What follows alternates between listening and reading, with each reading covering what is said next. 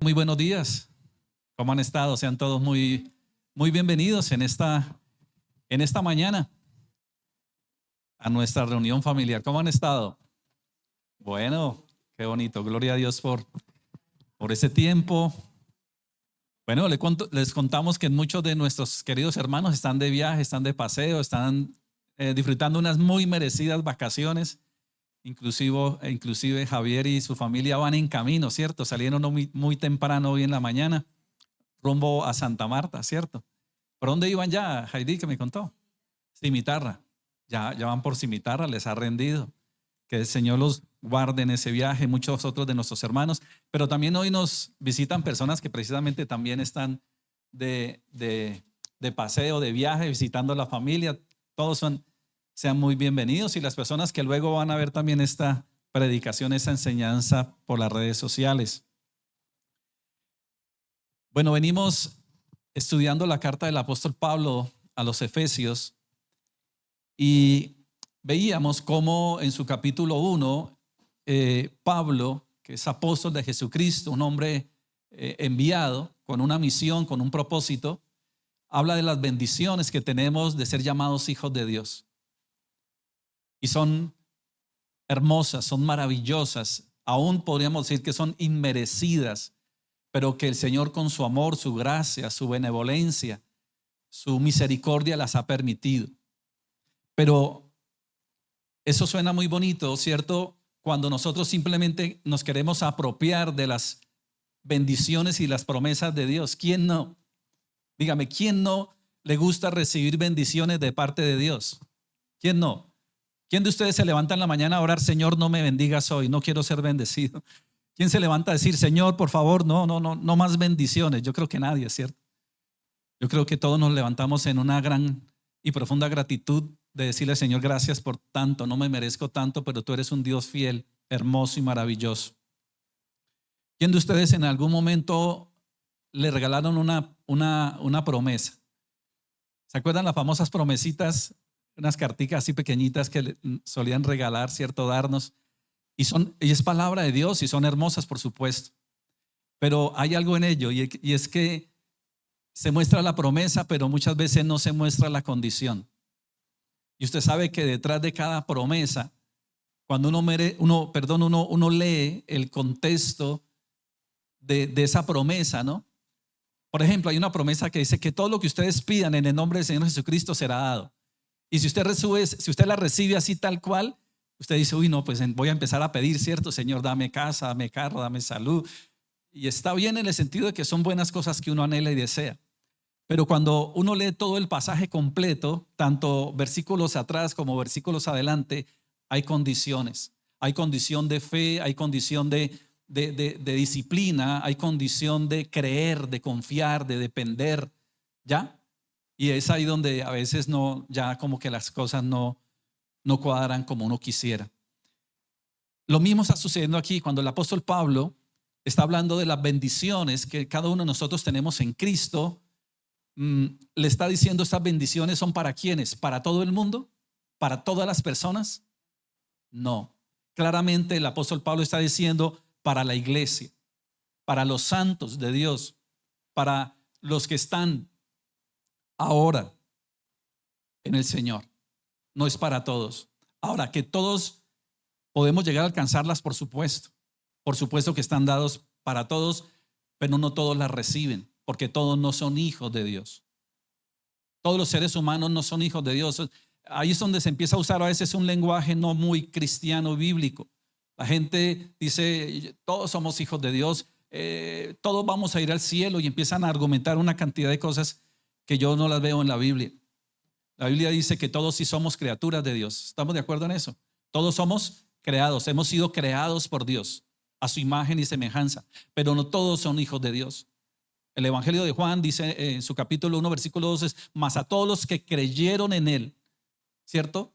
Los que creyeron, y creer no es simplemente decir yo creo en Dios. Usted haga una encuesta hacia afuera y la mayoría de la gente dice que cree en Dios, ¿sí o no? Pero en el Dios que creen, uno se pregunta, pero realmente ¿cuál será ese Dios en el que dicen creer? ¿Será el Dios de la Biblia? ¿Será el Dios todopoderoso y eterno? ¿realmente será ese Dios? Y muchas de esas mismas personas que suelen decir, yo creo en Dios, pero a mi manera. ¿No han escuchado esa frase? Yo creo en Dios a mi manera. Y cuando alguien dice, yo creo en Dios a mi manera, para mí ya totalmente ya está fuera de lo que es el Dios real y el Dios verdadero de la Biblia. Porque nadie puede acomodar a Dios a su manera. Bueno, sí lo pueden hacer, o sea, de hecho lo pueden hacer, pero eso es una gran mentira, ¿cierto? No, yo me debo acomodar a Dios, yo debo someterme, yo debo rendirme a Dios, no que Dios se rinda a mi parecer, a lo que yo creo, a lo que yo me imagino, a lo que yo pienso. Entonces, es el Dios de la Biblia, ¿cierto? El que nosotros debemos ver en su contexto. Pero también aún cuando el apóstol Pablo, inspirado por el Espíritu Santo, está hablando de las bendiciones celestiales, él no habla de las bendiciones materiales, aunque por supuesto que el Señor también bendice de esa manera, pero no es la prioridad de Dios. ¿Sabe por qué no es la prioridad de Dios? Porque él sabe que todo lo que es de esta tierra es pasajero, es efímero. Aún la vida misma, el cuerpo, ¿ya? ¿O acaso el Señor Jesús dijo, hagan tesoros en la tierra? ¿Así dice el pasaje? Hagan tesoros en la tierra. ¿Sí o no? ¿Así dice el Evangelio? No, no hagan tesoros en la tierra. Debemos hacer tesoros ¿dónde? Dice en el cielo. ¿Y cómo yo llego a consignar o a llevar tesoros al cielo? Bueno, eso será otro tema. Pero aquí lo que estamos viendo es que para el Señor lo más importante, y hablo de lo más, no diciendo que lo otro no sea importante, lo más importante para el Señor es todo lo que tiene que ver con la parte espiritual, con lo eterno. Allí es donde el Señor le da mayor importancia. Por eso el apóstol está diciendo bendiciones espirituales. Pero la pregunta es, ¿cómo yo llego realmente a alcanzar y a disfrutar en esencia plena todo eso que realmente el Señor dice que debo tener? ¿Cualquiera lo va a disfrutar? No, vuelvo y lo digo, no cualquiera lo va a disfrutar. Hay una gracia común. Hace 8 días hablábamos de la gracia común y la gracia especial. ¿Qué es una gracia común? El Señor dice en su palabra que Él hace salir el sol tanto para buenos como para malos. Eso es una gracia común. Quiere decir que hay personas que no creen en Dios. Aún lo pongo hasta este punto, hasta un satánico.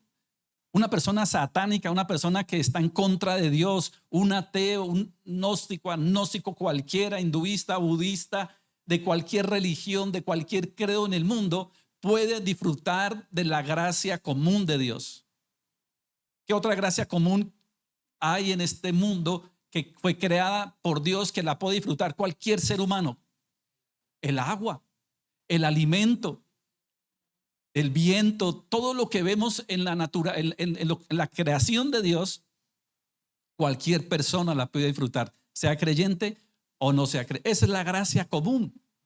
Cualquier persona atea puede disfrutar del mar, ¿sí o no? Irse al mar y disfrutar de la playa, irse para las montañas, disfrutar de esos paisajes y decir, uy, hermosa esta naturaleza. Ahí hay una diferencia.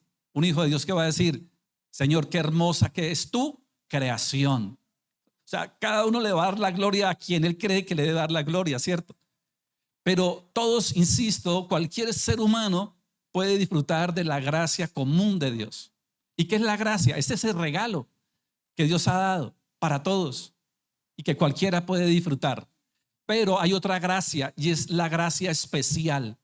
¿Y cuál es esa gracia especial? Que ahí sí no todos los seres humanos pueden disfrutar. La gracia del perdón, de la justificación y de la redención que está en Cristo. Solamente la pueden disfrutar aquellos que realmente se arrepienten, que de verdad creen en un Dios todopoderoso y eterno y soberano, al cual hemos ofendido, al cual yo me he separado por causa del pecado.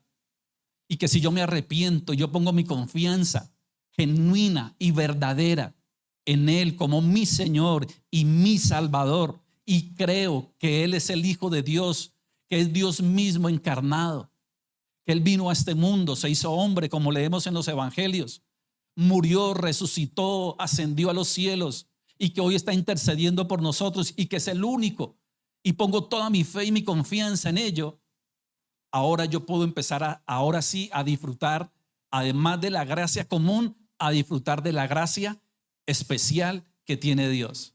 Entonces, ¿queda claro? Todos podemos disfrutar de la gracia común de Dios, pero no todos van a disfrutar de la gracia especial que Dios tiene solamente para aquellos, insisto, que se han arrepentido, que hemos entendido que definitivamente hemos ofendido a Dios. ¿Sabe cuál es uno de los mayores problemas que hay en esta humanidad? Por el cual muchos no buscan de una manera genuina. Y cuando hablo de manera genuina es porque muchos lo buscan de manera religiosa. Es más, dentro del contexto religioso, muchos dicen, no, pero lo importante es buscar a Dios.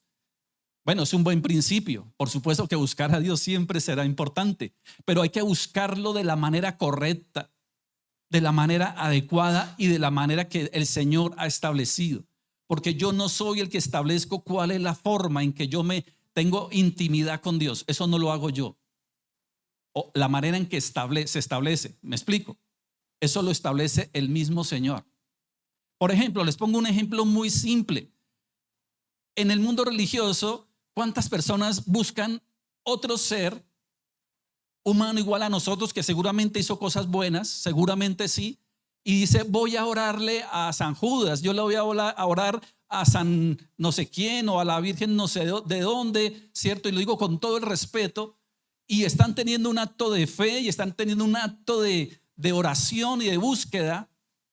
Y están diciendo, es que esta persona fue santo, ¿no? Porque utilizan el término santo, que aún está equivocado bajo esos términos, etcétera, porque puede ayudarme en esto, ¿cierto? Y eso ha sido algo que se ha manejado dentro de la historia religiosa. Pero cuando uno va a la escritura y va a la palabra, la escritura, que es la que determina todo, nos dice que solamente existe un solo mediador, uno. No existe dos, no existen tres, no existen cuatro, cinco ni seis. No, existe solamente, dice Pablo a Timoteo, existe un solo mediador entre Dios y los hombres, el cual ¿quién es? Jesucristo.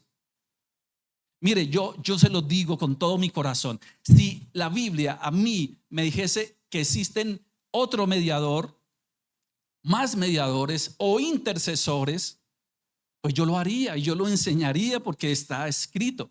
Pero si a mí la palabra de Dios, la palabra, no la tradición, no la religión, la Biblia, porque es la que debe regir nuestra fe, ¿ya?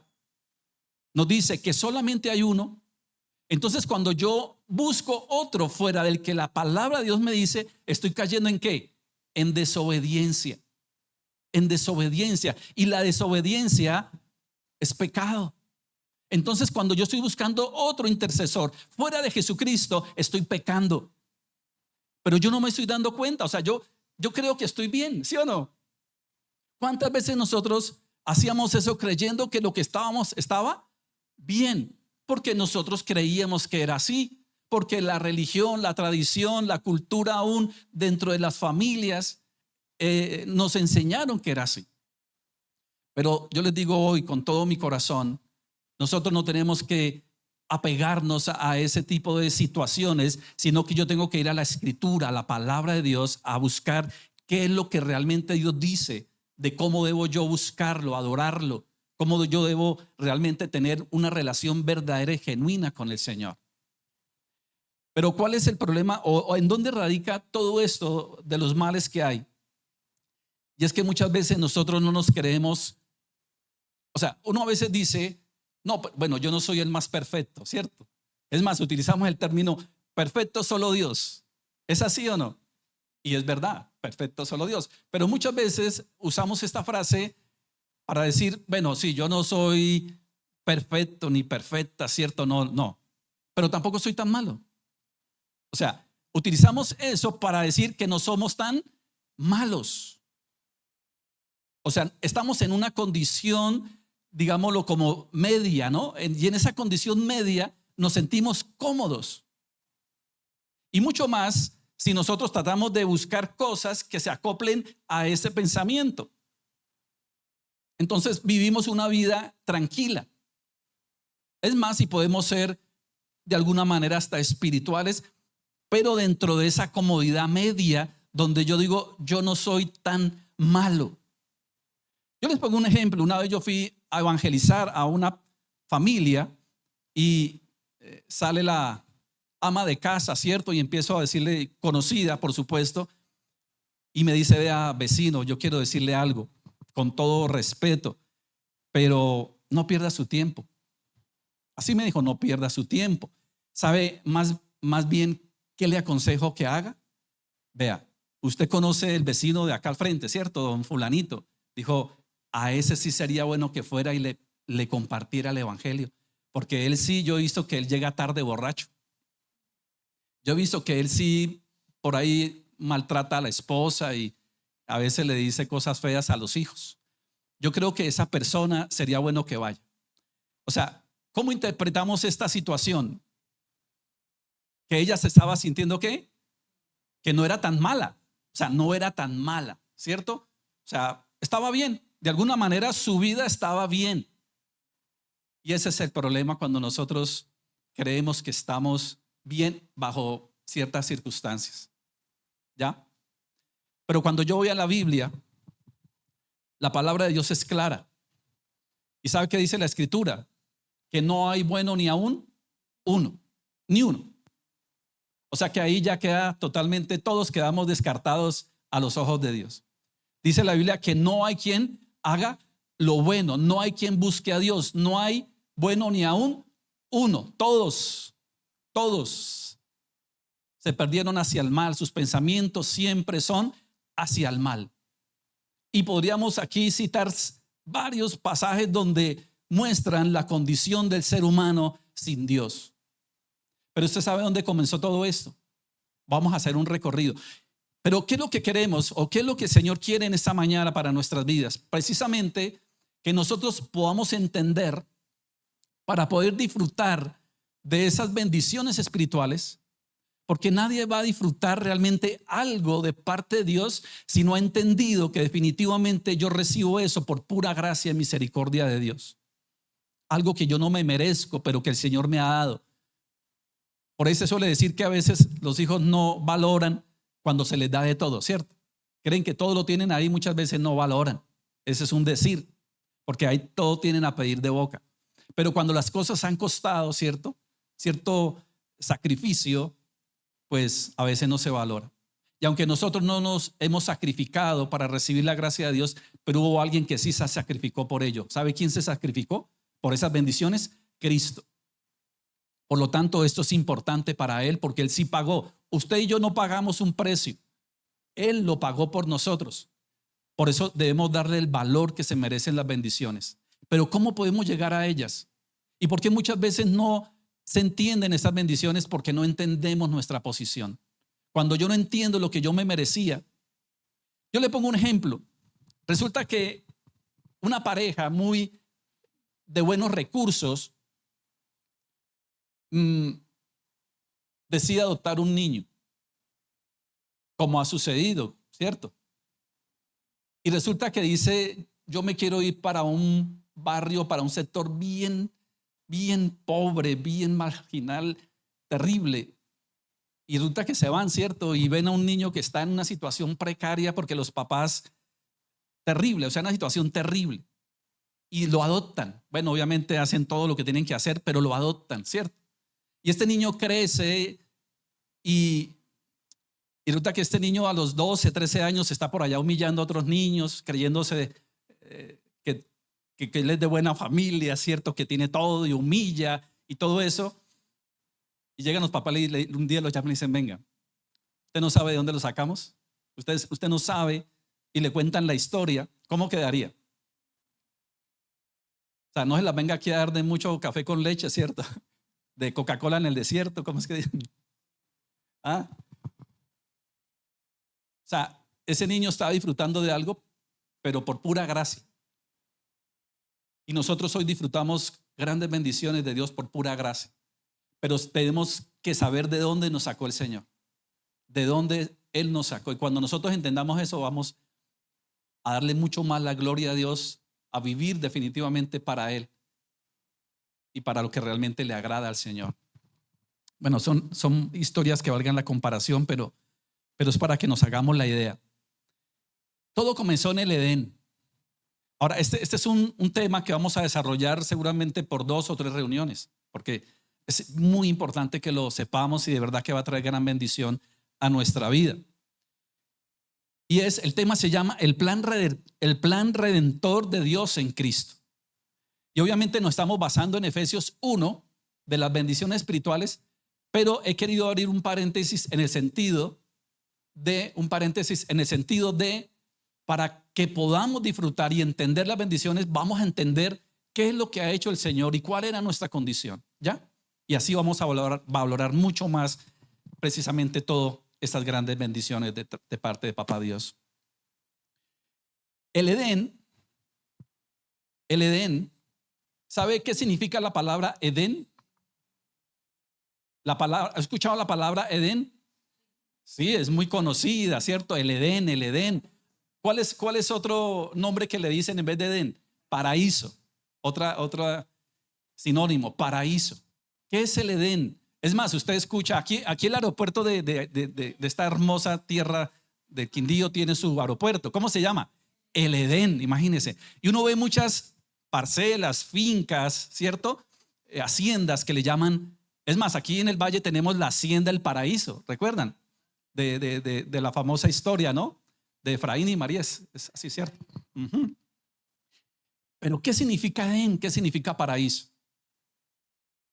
Significa lugar delicioso, lugar de deleite, lugar de plenitud, lugar hermoso, como le quiera poner, o sea, algo extraordinariamente hermoso, majestuoso, pero para ver, no.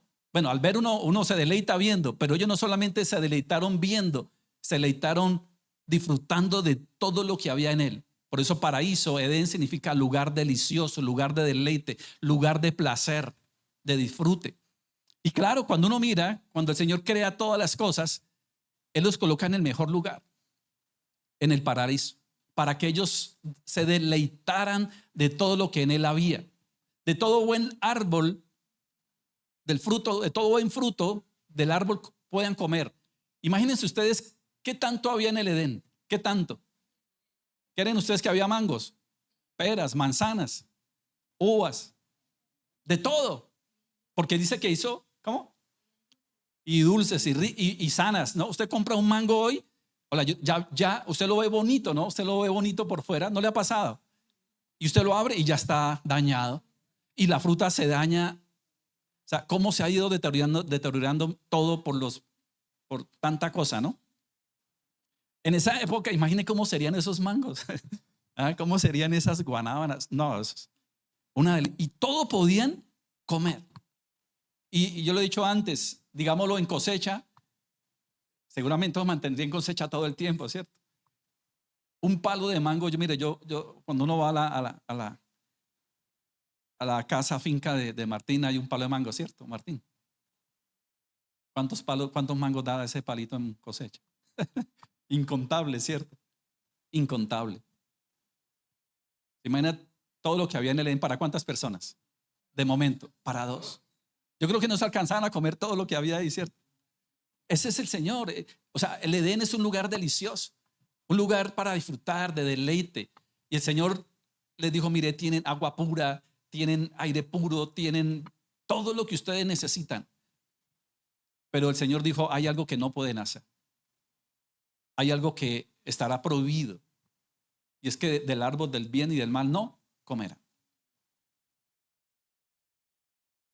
O sea, siempre tiene que haber una norma, tiene que haber orden. Dios es un Dios de orden, un Dios de normas. Mire, y el ser humano tiene la tendencia a querer irse en contra. Y pues nuestros primeros padres despistados pues lo hicieron. Precisamente fueron e hicieron conforme a lo que el Señor les había dicho que no hiciera. Pero ¿qué dice el pasaje? Dice, pero del árbol del conocimiento del bien y del mal no comeréis. ¿Por qué? Porque el día, mire la advertencia, ¿ya habían comido? No. ¿Hasta aquí ya habían comido? No, o sea, tenían la oportunidad de obedecer, tuvieron la oportunidad de haber hecho las cosas bien, de haber seguido disfrutando de todo lo que el Señor tenía. No, ese es Génesis 1, perdón, Génesis 2:17. Génesis 2:17, vuelvo y lo leo. Pero le dice el Señor, pero, o sea, después de que les dice de todo, pero del árbol, del conocimiento, del bien y del mal, no. Había un sí para todo, pero también había un no. O sea, el Señor establece normas. Piensen ustedes por un momento aquí cuántos son jefes de hogar, o sea, papá o mamá que tienen a cargo hijos, tienen a cargo, o son jefes de empresa o qué sé yo, o tienen su empresa y tienen empleados. ¿Qué pasa si usted no pone normas? ¿Qué pasa si usted no pone reglas? ¿Qué pasa si usted no establece un orden? ¿Qué pasaría? Un caos, un caos. ¿Qué tal usted teniendo una empresa o un negocio y usted no poner horarios de entrada o de salida? Orden dentro de, o sea, ¿qué tal? Entonces la gente llegaría a la hora que quisiera, se iría a la hora que quisiera. Pues obvio eso no va a pasar. ¿Qué tal uno de jefe diciéndole a los empleados, bueno, pues aquí no hay horario de salida, entra usted verá a qué horas viene, a qué horas se va? Eso no existe, ¿cierto? Eso no existe. Por supuesto, usted quiere que todo progrese y todo camine y marche de la manera correcta, tiene que haber orden. Y el Señor le dice sí a todo, pero aquí dice no, no comeréis. ¿De qué? De este árbol. Pueden comer de los cientos de miles, seguramente que habían, no sé, pero hay uno. Ni siquiera puso 2 o 3, uno. De él no comeréis. ¿Por qué? ¿Qué va a pasar? ¿Qué va a pasar el día que ellos desobedezcan? No acaten la norma, la regla. Dice, porque el día que de él comas, ciertamente moriréis. ¿Qué? Moriréis. Entonces, la pregunta es, conocemos la historia. ¿Comieron o no comieron? ¿Sí comieron? Entonces, si ya había una advertencia, mire, y Dios no es como nosotros. No es como nosotros. Y gloria a Dios por eso, ¿cierto? Nosotros a veces ponemos normas. ¿Y qué pasa? No las cumplimos. No hacemos el de la oreja, ¿qué? Mocho o gachas, ¿qué dicen? Dios no. Dios no. Dios cumple lo que promete, para bien o para mal. ¿Ya? El día que ustedes coman, ese día ustedes morirán. Así les dijo. Y era serio. Esto no era jugando. ¿Y qué pasó? Pues aún así, con todo y toda la advertencia, pues no les importó morir. Eso no me parece muy bien a nosotros hoy. Que a pesar de que sabemos muchas cosas, Dios nos ha dicho y a veces pasamos por encima, aún sabiendo la consecuencia, y después nos estamos quejando, ¿sí o no? Pero ¿por qué Dios? Eso está como una canción que yo la escucho a veces que suena por ahí y me da risa, ¿cierto? Es una canción que dice, ¿por qué será y por qué murió? ¿Por qué el Señor me la quitó? ¿Sí la han escuchado? Sí, es una canción antigua, ¿cierto? ¿Por qué se fue y por qué murió? ¿Por qué el Señor me la quitó? ¿Y por qué el Señor me la quitó? Y después dice, iba al anochecer como a 100 sin luces, iba a más de 100 y prendí las luces, iba a 100 y sin luces. ¿Cómo la ven? ¿Y por qué? Y después le dice a Dios, ¿por qué me la quitó? Iba a más de 100 y sin luces. Entonces, así nos pasa muchas veces. En estos días también estaba, no sé en qué lugar estaba, yo le pongo mucho cuidado a las letras. Y una letra del famoso grupo Nietzsche, ¿no? Muy famoso, ¿cierto? Malos de Cali, que aquí hay bastantes, es emblemático. Bueno, para todo Colombia, ¿no? Y aún en el exterior. Y hay una canción de Ana Milé, ¿sí o no? ¿Y sabe qué dice la canción de Ana Milé? Dice que ella no tiene la culpa. Tú no tienes la culpa, ¿cierto? Que tú no tienes la culpa. sea, porque resulta que se mete con un tipo, parece ser, que la engaña, la embaraza, ¿sí o no? Esa es más o menos la trama de la canción. Y comienza diciendo, porque según el que está cantando es el papá, y está diciendo, tú no tienes la culpa, ¿cierto? Que este tipo no sé qué. Pero usted sigue desarrollando la canción y dice, y no le hiciste caso a tu mamá cuando ella te dijo. ¿Sí, sí le han puesto cuidado? O sea, ¿sí tenía la culpa o no? Pues claro que la tenía. Pero ahí dice, no, tú no tienes la culpa. Sí tiene la culpa. Porque la mamá le dijo, la mamá le advirtió que no lo hiciera, que no se metiera. Y se metió. Entonces, la culpa la tenemos. Y aquí dice el Señor, ciertamente el día que Él comas, ¿qué va a pasar? Moriréis. Comieron. Entonces, si comieron, ¿qué pasó? Murieron. O sea, murieron. El punto aquí es, murieron físicamente, o sea, les cayó un rayo, algo sucedió extraño y quedaron ahí tirados en el piso. No. Entonces, ¿a qué muerte se estaba refiriendo el Señor cuando dijo, ciertamente moriréis? Espíritu. ¿Y qué tiene? O sea, vamos a entender todo con claridad para llegar al punto de poder disfrutar lo que Dios realmente ha hecho por nosotros. ¿Qué es morir espiritualmente? ¿Qué es morir espiritualmente? Perdieron la comunión con Dios, perdieron el favor de Dios, perdieron la gracia de Dios que estaba allí. La desobediencia, el pecado hace que el ser humano se separe de un Dios santo. El pecado no tiene cabida en la santidad de Dios. El ser humano muere. Escuche esto, el ser humano muere a causa del pecado. ¿Qué dice Romanos 3:23? Porque por cuanto todos pecaron, todos, y todos es todos los seres humanos que han habitado esta tierra. ¿Sabe que el único ser humano en su humanidad, en su deidad, que no pecó, fue el Señor Jesucristo?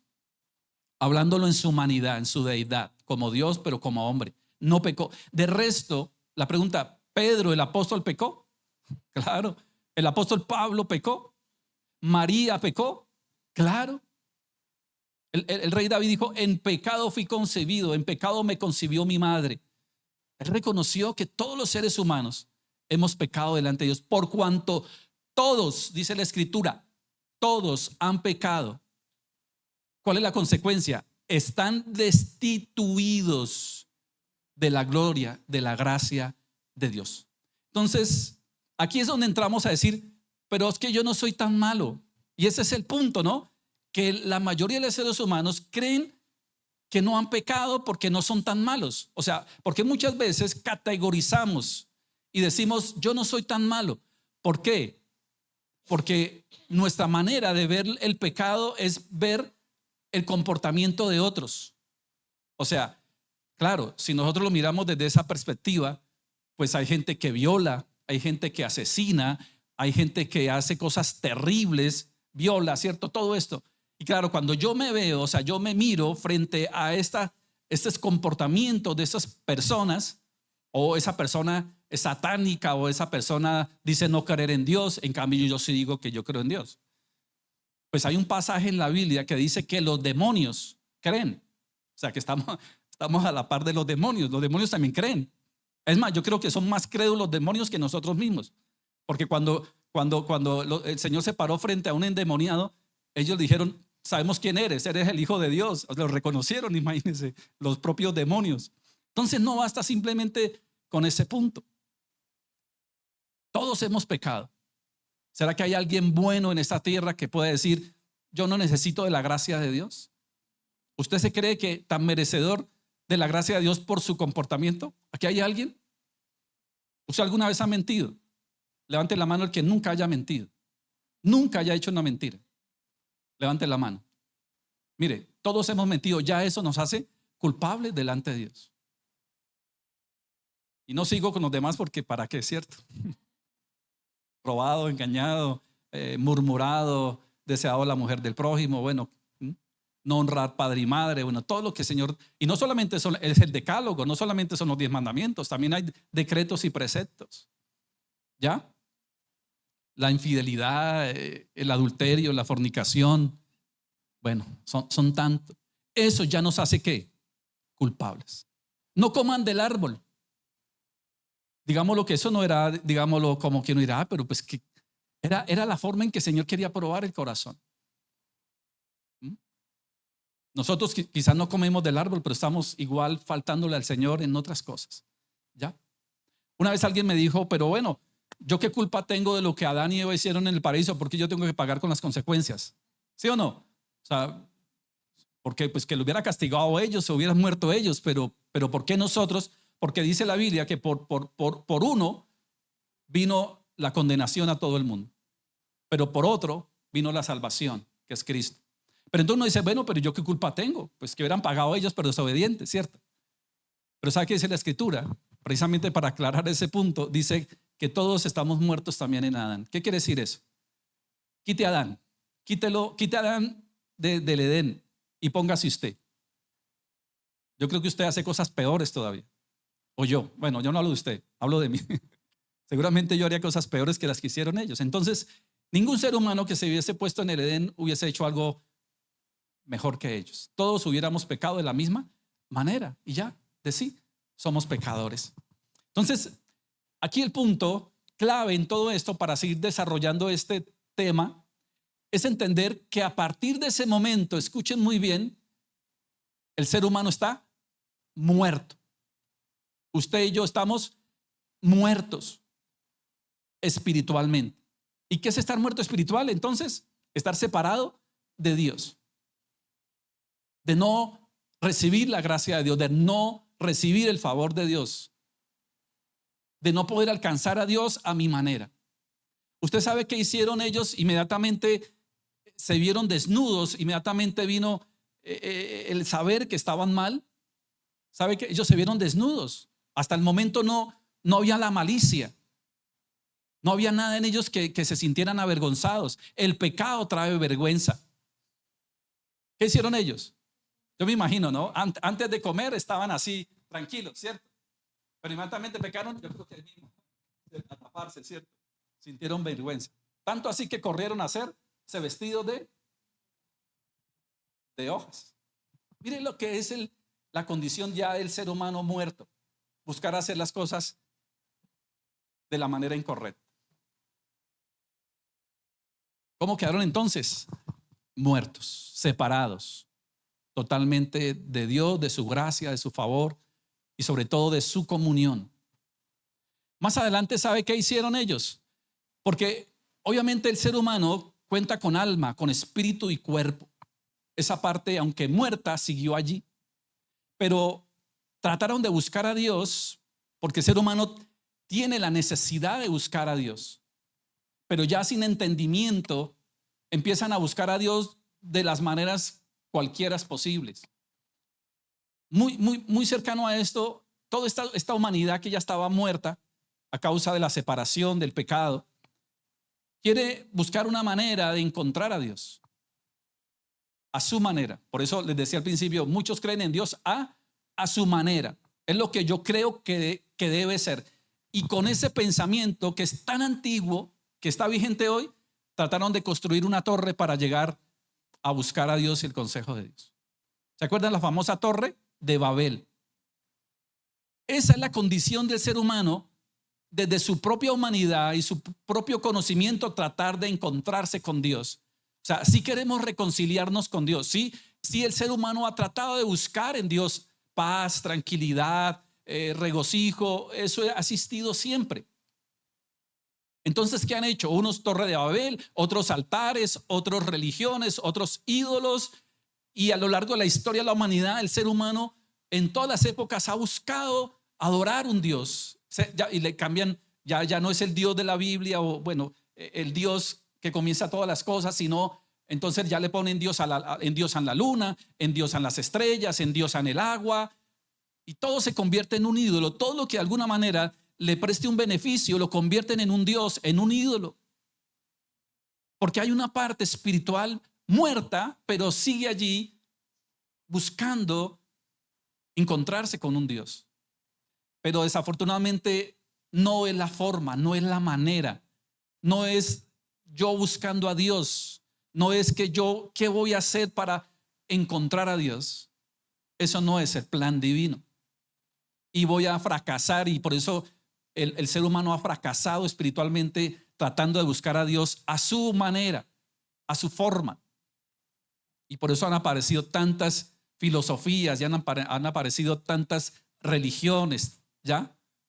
Precisamente por eso. Mire, y desafortunadamente el ser humano, aunque piadoso de alguna manera y tratando de buscar, igual sigue siendo pecador y sigue sin recibir la gracia de Dios. Mire, usted se puede ir a buscar un tibetano, un budista, y es gente lo más de linda, ¿sí o no? En su cultura, en muchas de sus formas, uno dice, ve, hasta la forma en que ellos ejercen su fe, su religión, se ve bien. Son personas que dicen, no, hay que tener la paz, ¿cierto? Gandhi, ¿no? La Madre Teresa de Calcuta, toda esa gente que uno dice, hombre, son hasta merecedores de un premio Nobel, y algunos de ellos se los han ganado. Pero yo le digo algo hoy, por muy queridos y por muy bonito que parezca ser su filosofía, su fe, su religión, están muertos. Están muertos igual, porque no es la manera, no es la forma, no es el camino. Buda dijo que había un camino, ¿cierto? Confucio dijo que había una vida. En cambio, Jesús dijo, yo soy el camino, yo soy la verdad y soy la vida. Es el único que lo ha dicho, porque es así. Entonces, ¿el ser humano en qué condición está? Entendiendo todo esto, muerto. El ser humano no está en una condición neutral. Escuche esto con atención, porque ya vamos a terminar esta primera parte. El ser humano, usted y yo, estábamos muertos o estamos muertos a causa del pecado. Usted y yo no estábamos o estamos en una condición neutral. Aquí no es si usted quiere decidir vivir en el cielo o vivir en el infierno. O sea, no, su condición hoy no es neutral. ¿Ya? Segundo, su condición si muere hoy físicamente, porque puede pasar, ojalá no, y sobre todo menos si no tiene a Cristo. Igual todo está en manos del Señor, ¿cierto? En su perfecta voluntad. Pero si hoy alguien falleciese, usted, su condición no lo llevaría a decir, o me voy para el cielo o para el infierno según lo que yo haya hecho en esta vida. O sea, su buen comportamiento, que fue buen esposo. No, yo creo que si yo muero hoy, yo me voy para el cielo. ¿Por qué? Porque yo he sido buena persona. Mire, ahorita que hubo eso de Venezuela, yo mandé una plática para Venezuela, maravilloso, y hay que hacerlo. Y lo hemos hecho, ¿cierto? Pero, o yo doy una donación al orfanato no sé dónde, eso es hermoso. Todo eso es maravilloso. O podemos argumentar, no, yo me voy para el cielo porque yo he sido buen esposo, buena esposa, buen padre, buen hijo, etcétera. Mira, ese es el problema y es la mentira que el diablo ha metido en corazones de muchos, creerse que tiene ganado el cielo por su comportamiento, porque no es tan malo, porque no ha hecho cosas tan terribles. Pero la Biblia hoy nos aclara en Romanos 3:23, por cuanto todos pecaron, todos están separados, estamos separados. Entonces, si una persona hoy muere, fallece físicamente hablando, sin Cristo, ¿dónde va a vivir? Eternamente. Y esto es real, esto no es mentira. Hay gente que dice, es que el infierno es algo que se inventaron, ¿cierto? Para asustar o para amedrentar. No, pues Dios sería mentiroso, porque la Biblia dice claramente que hay un sitio en el cual el ser humano va a estar eternamente separado de Dios. ¿Ya? Así como hay un lugar donde vamos a estar juntos por la eternidad con el Señor. Eso es claro y es evidente totalmente. Si no, nuestra fe no tendría sentido. O sea, si usted no cree eso, deje de ser cristiano y conviértase a no sé a qué religión o qué filosofía. Pero nuestra fe cristiana, bíblica, habla claramente de que la paga del pecado es muerte y que la muerte es separación de Dios y que hay un lugar específico donde van a estar aquellos que no fueron llenos de la gracia de Dios. Eso es claro. Entonces, no se trata tampoco de mis obras. de qué tan bueno yo haya sido en esta tierra, ¿cierto? Y vuelvo y lo digo, ahí donde está casi que la mayoría del cúmulo de la gente, en donde dice, yo no soy tan malo, por lo tanto, entonces no hay tanto problema en ello, no hay tanto lío. Estamos muertos, muertos. La condición del ser humano es muerta, no es neutral. No es neutral, no es yo elijo, yo determino, ¿cierto? No. Bienvenidas. ¿Está claro? Hasta aquí sí me he explicado bien. Tu condición no es neutral. Tu condición no la eliges tú. Tu condición hoy sin Cristo es que estás muerto. Estamos separados de Dios a causa del pecado. Esa es la condición. Dice Romanos capítulo 5, versículo 12. Romanos capítulo 5, versículo 12. Por tanto, tal como el pecado entró en el mundo por un hombre y la muerte por el pecado, así también la muerte se extendió a todos los hombres, porque todos pecaron. Vamos a ir avanzando en esto, pero usted dirá, bueno, yo no estoy muerto, yo voy para el cielo. Bueno, eso lo dice usted hoy, que tiene la certeza de quién es realmente su Señor y Salvador. Pero yo no estoy hablando de esto, estamos hablando dentro de un recorrido que vamos a hacer para lograr entender lo que es la gracia de Dios. Entonces nosotros hasta hoy mirándolo de esa manera, todos estamos ¿qué? Muertos. Muertos. ¿Por qué estamos muertos entonces? Hoy, a la luz de la palabra. Porque hemos pecado. Levante la mano el que no ha pecado. Levante la mano el que diga, yo no he pecado. Entonces, ¿usted hoy entiende que está muerto? No es, usted no decide, o sea, en usted no está a decidir si quiere ir al cielo o quiere ir al infierno. No, usted ya va para el infierno, ya está condenado. ¿A causa de qué? Del pecado. Eso es lo que hoy por el Espíritu de Dios quiero que usted entienda. Puede que le suene fuerte, puede que le suene duro, puede lo que usted quiera que le suene, pero esta es la realidad tuya hoy espiritual. Tú estás muerto espiritualmente. ¿Por qué? Porque has ofendido a Dios, a un Dios santo, porque Dios ha establecido normas, leyes, decretos, estatutos, y tú y yo los hemos violado, hemos ofendido a Dios. ¿Es así o no? ¿Sí o no? Ofendemos a Dios al adulterar, ofendemos a Dios al tener avaricia, ofendemos a Dios y pecamos cuando no perdonamos, cuando tenemos rencor, rabia, resentimiento, amargura. Ahí ya hemos pecado delante de un Dios santo. Por lo tanto, estamos ¿qué? Muertos. Estamos muertos. Esa es nuestra condición hoy. ¿Estamos o no estamos? O alguien podrá decir, no estoy de acuerdo, yo no soy tan malo. Entonces estarías diciéndole a Dios mentiroso, porque Dios dice claramente, por cuanto todos pecaron, todos. Y la consecuencia del pecado es muerte. Y Dios dijo claramente en Génesis a Adán y a Eva, de todo buen árbol podéis comer, pero el día que coman de este árbol, ese día ciertamente ustedes van a morir. ¿Qué dijo Dios? ¿Van a qué? No dijo van a quedar en un estado ahí más o menos. No, morir es morir. No quedamos enfermos, no quedamos moribundos, ¿cierto?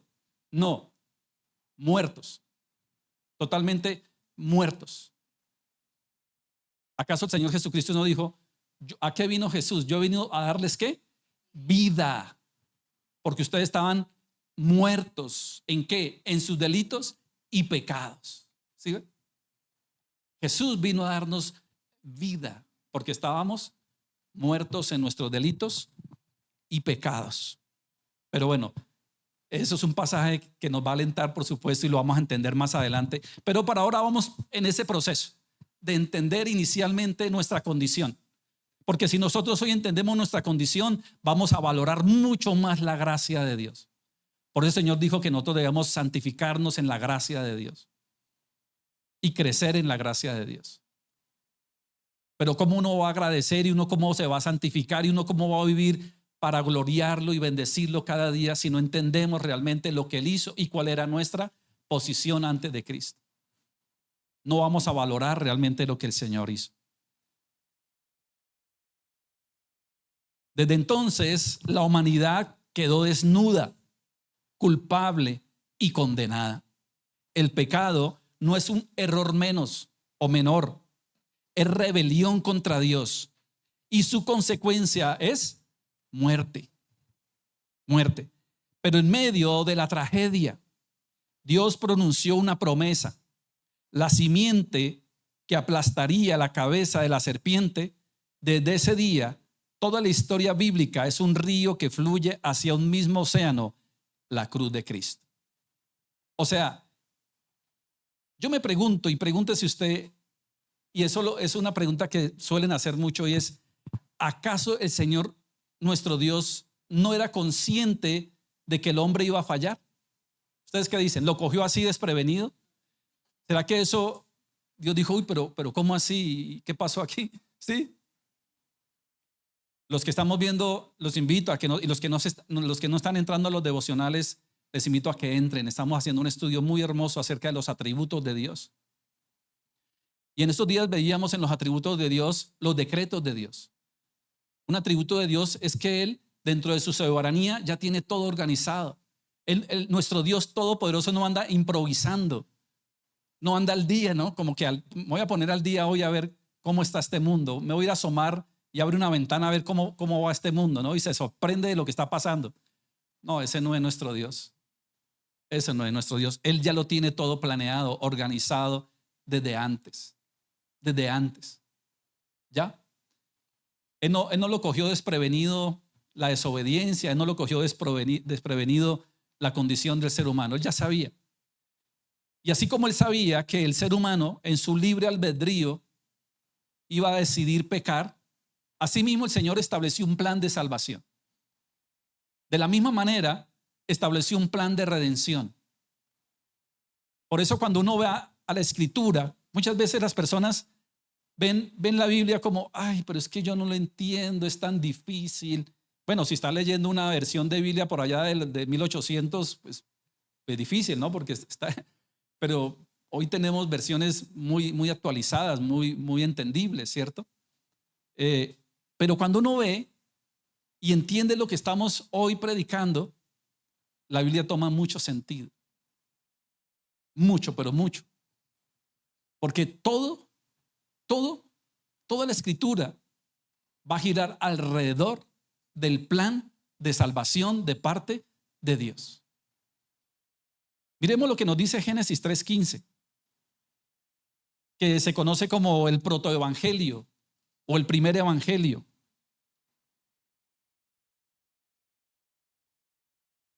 Y dice, Génesis 3:15, y pondré enemistad entre ti y la mujer, entre tu simiente y la simiente suya. Esta te herirá en el calcañar, ¿cierto? O en la cabeza, perdón. Esta te herirá en la cabeza y tú le herirás en el calcañar. Esto se conoce como el protoevangelio. El Señor aquí mismo, desde el mismo Génesis 3:15, ya estaba estableciendo un plan de redención. Un plan de redención, un plan de salvación. Ya iba a establecer un sustituto, alguien que iba a pagar por la culpa. ¿Y quién es ese ser? Jesucristo. Imagínense, ya desde Génesis 3:15, el Señor estaba hablando de una persona, un ser divino, humano, que iba a venir, se iba a encarnar, a cumplir una misión. ¿Y cuál es la misión? ¿Cuál es la misión de ese ser extraordinario y maravilloso? Nuestro Señor Jesucristo. ¿Por qué se encarnó? Porque era la única manera de que el Señor nos diera nuevamente la oportunidad de reconciliarnos. la oportunidad de volver al Edén. ¿Qué se disfrutaba en el Edén? Y con eso terminamos. ¿Qué se disfrutaba? Más que el mango, la pera, lo que más importante era la comunión, la cual se perdió. Y el Señor Jesucristo vino, y me adelanto a esto, precisamente a restablecer nuevamente ese Edén espiritual. Cuando yo me reconcilio con Dios a través de Jesucristo, cuando yo me arrepiento y pongo mi fe y mi confianza en el único verdadero Señor, es como si yo volviera al Edén. Es como si espiritualmente me trasladara al principio. ¿Y cómo era el principio? Lo más hermoso. Ahora, yo no voy a disfrutar del Edén físico en el sentido de que voy a volver a disfrutar de esas peras, de esos. No, voy a disfrutar es de qué? De la presencia. Cuando yo nazco de nuevo, cuando viene el Señor Jesucristo a través de su Espíritu Santo a morar en mí, yo empiezo a disfrutar de lo mismo que disfrutaron Adán y Eva cuando no habían pecado, de la presencia de Dios, de la gracia, del favor, de todo lo hermoso de Dios, de la paz. ¿Cómo creen ustedes que se sentían Adán y Eva en el paraíso antes de pecar? ¿Cómo? Plenos, seguros, confiados. ¿Usted cree que ellos andaban por ahí preocupados por pagar la energía, el agua, ¿sí? O que iban a comer mañana? No. Ahora, no quiere decir que nosotros nos debemos despreocupar. Lo que estoy diciendo hoy es que cuando yo vuelvo a Dios a través de Jesucristo, quien es el único que Dios ha permitido que yo vuelva a tener esa vida espiritual, es disfrutar de su paz, es disfrutar del gozo, es disfrutar de la gracia. Aún en medio del caos de este mundo, aún en medio de los problemas de este mundo, aún en medio de todo lo que yo pueda estar pasando externamente, internamente en mi corazón hay paz, hay gozo, hay fe, hay propósito y el deseo de glorificarlo a Él, porque he entendido de que todo lo que hoy tengo es gracias a Él. ¿Estamos de acuerdo, no? Les pido que no se pierdan los demás temas porque vamos a seguir desarrollando esto de esta manera. Ya entendimos que estábamos muertos. Me adelanté porque quiero concluir, pero más adelante lo vamos a ver con mayor propiedad. El entender la gracia de Dios. Pero vamos a ver un panorama de cómo el Señor, y eso es lo bonito de entender la Biblia, cómo el Señor empieza a desarrollar un plan y vamos a ver cómo hay un hilo conductor que nos va a llevar a la cruz. ¿Ya? Y vamos a encontrar tipos de Jesucristo. O sea, tipos son referencias de Cristo en el antiguo pacto. En el mar, uno dice, ¿qué tiene que ver cuando el Señor abrió el mar y permitió que ahí hay algo que nos muestra la gracia de Dios hacia la salvación? La Pascua judía, ¿cierto? Cuando la muerte de los primogénitos. Vamos a ir recorriendo todo esto, entendiendo el plan de Dios históricamente para llevarnos a Cristo. Y es a donde la Biblia toma sentido. Yo digo, increíble como por ejemplo la famosa historia de Abraham queriendo sacrificar a su hijo Isaac. ¿Recuerdan la famosa historia? Eso tiene que ver con Cristo. Todos esos puntos vamos a ver y yo creo que cuando nosotros comprendamos todo eso, vamos a comprender la grandeza del plan de Dios para la salvación de la humanidad. Y ahí es donde nosotros vamos a valorar mucho más todo esto. Mucho más. Cuando yo valoro y entiendo para dónde iba y ahora para dónde voy, definitivamente lo único que yo voy a hacer el resto de mi vida es honrarlo y glorificarlo y estar para Él, por encima de cualquier otra cosa, por encima de cualquier otra cosa. Bueno, hoy precisamente es el primer domingo de julio, compartimos la Santa Cena, Días de Acción de Gracias. Mire, cuando yo tomo el vino, que es una manera de identificarnos con la sangre de Cristo derramada, y tomo el pan que representa a su cuerpo que fue quebrantado, es identidad. Es que yo me identifico con Cristo en su muerte, en su resurrección y en su palabra. Si usted cree que Jesucristo es su Señor, si usted cree que de verdad Él murió en la cruz para perdonar sus pecados, si usted cree que Él derramó su sangre para perdonarlo, redimirlo, justificarlo, santificarlo, y que usted hoy quiere vivir para Él y para su gloria, que usted, sus afectos, sus apegos, sus dones, talentos, recursos son para Él y para su gloria, y que lo único que usted quiere es vivir una vida en santidad y cuando hablo de santidad no quiero hablar, no estoy diciendo perfección. Santidad es que cada día usted se levante con la firme convicción de quererlo agradar a Él, bendecir a Él en todos sus pensamientos, palabras, hechos. Tome la Santa Cena, porque tiene identidad con Cristo. Si no, no la tome, porque la estaría tomando indignamente. Usted puede tener el pan en sus manos y el vino y tomarlo y estar diciendo, yo no estoy dispuesto a perdonar, yo no estoy dispuesto a ser generoso, yo no estoy dispuesto a amar, a servir, a dejar de mentir. No la tome porque la estaría tomando indignamente. Pero si hoy usted la toma y participa de esta Santa Cena, es porque usted está diciendo, Señor, yo te reconozco y creo que tú eres Dios todopoderoso y eterno. Creo que tú enviaste a Jesucristo a morir en la cruz para perdonar mi pecado, el cual me tenía separado, pero que ahora gracias a tu sacrificio, Señor, hoy tengo perdón, tengo redención y vida eterna. Y tú resucitaste entre los muertos y ahora intercedes y estás morando a través de tu Espíritu Santo en mí para cumplir tu propósito todavía en esta tierra. Todo eso es identidad. Vuelvo y le digo, tómela si así usted lo cree. Si no, no la tome. Tranquilo, no hay problema.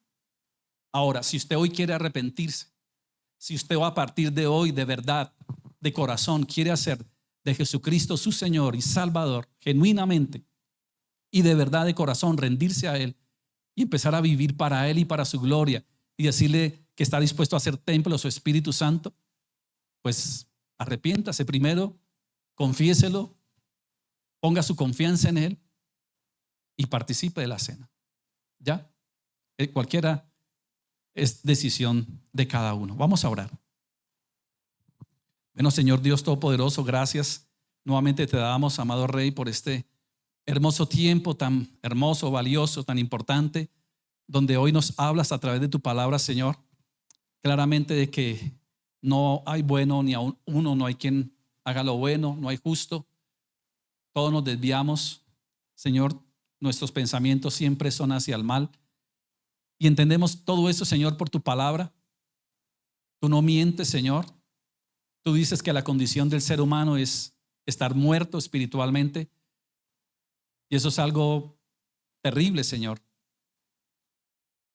Lo más terrible, como nos hablabas hace 8 días, cuando nos hablabas a través de la historia de la torre de Siloé que se cayó, matando 18 personas. En aquella época, ahí en Jerusalén, se cayó esta torre, matando 18 personas. Y muchos fueron a ti, Señor Jesús, y se preguntaban, bueno, ¿y qué tan malos eran aquellos que se habían muerto en esa tragedia, en ese derrumbe?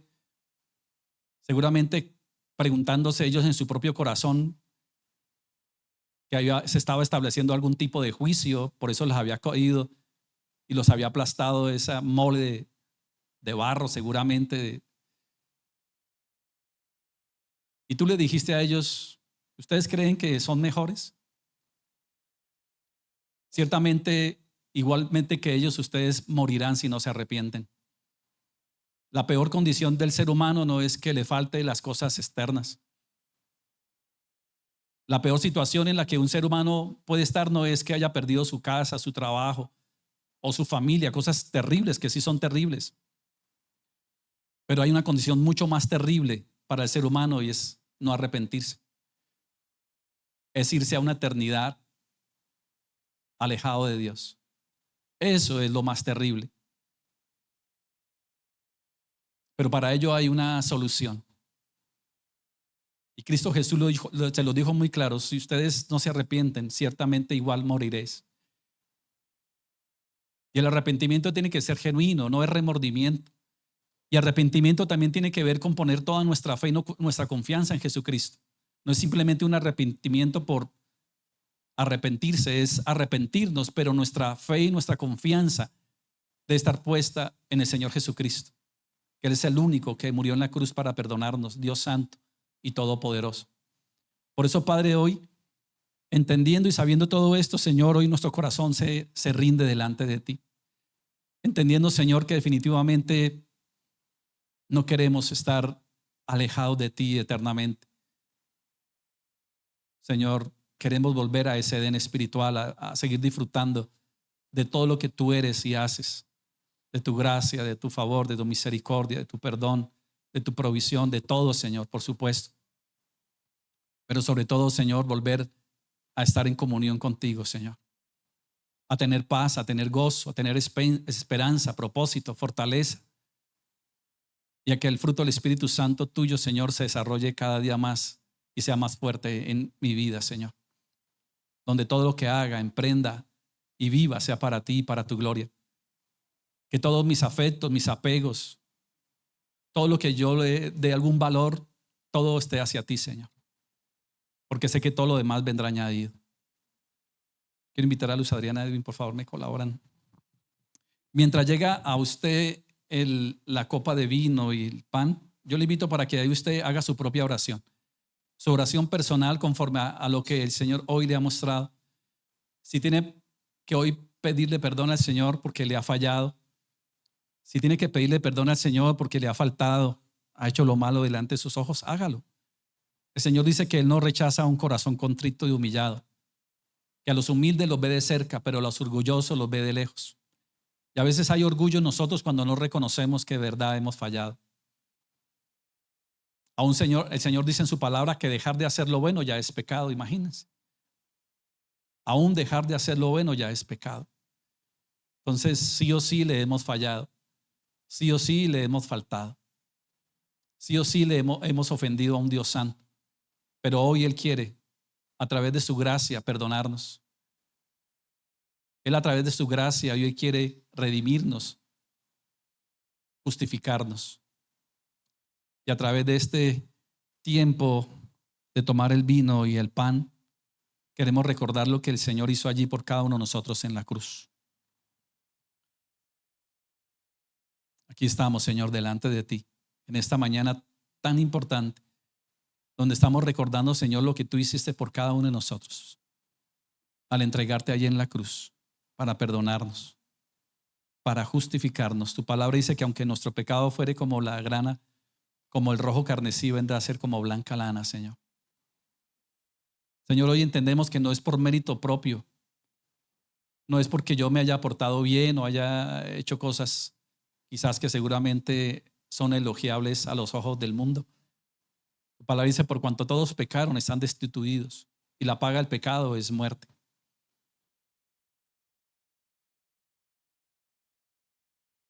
Porque yo recibí del Señor lo que también os he enseñado, que el Señor Jesús, la noche que fue entregado, tomó pan, y habiendo dado gracias, lo partió y dijo, tomad, comed, este es mi cuerpo que por vosotros es partido. Haced esto en memoria de mí. Señor, hoy bendecimos en tu santo nombre este pan, Señor. Hoy traemos a memoria, amado Rey, lo que tú hiciste allí en la cruz hace más de 2000 años por nosotros, donde tú te entregaste, tu cuerpo fue quebrantado, Señor, con un propósito, el traer perdón y vida eterna. Por eso, Señor, hoy sé que estás aquí, Señor, aquí en nosotros y en medio de nosotros, y que hoy recordamos a través de este símbolo del pan en el cual tu cuerpo fue quebrantado. Por eso yo hoy te doy gracias, Señor, por tan grande muestra de amor y de gracia por nosotros, aún sin merecerla, tú lo hiciste. Por eso hoy, con gratitud en mi corazón y honrando y glorificando tu santo nombre, tomo este pan. Yo quiero invitarlos a que tomen el pan, dándole gracias al Señor por su inmenso amor y su gran misericordia.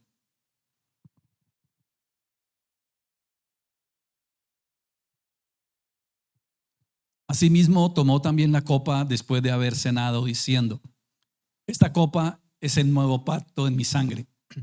Haced esto todas las veces que la bebieres en memoria de mí. Quiero invitarles para que tomemos el vino, fruto de la vid, recordando que el Señor Jesucristo, nuestro Señor y Salvador, entregó su vida porque la sangre es la vida. Él entregó la vida de Él, una vida santa y sin pecado, se hizo pecado y pagó por nuestra culpa. Él rompió las cadenas, Él nos ha hecho libres. Ya no hay condenación. Por eso, Señor, ¿cómo no te vamos a dar honra y gloria en esta mañana, en este día y siempre? Al tomar este vino recordamos ese sacrificio de amor, de gracia, de perdón, de justificación y de santificación. Por eso hoy la tomamos recordando en gratitud lo que has hecho por amor hacia nosotros.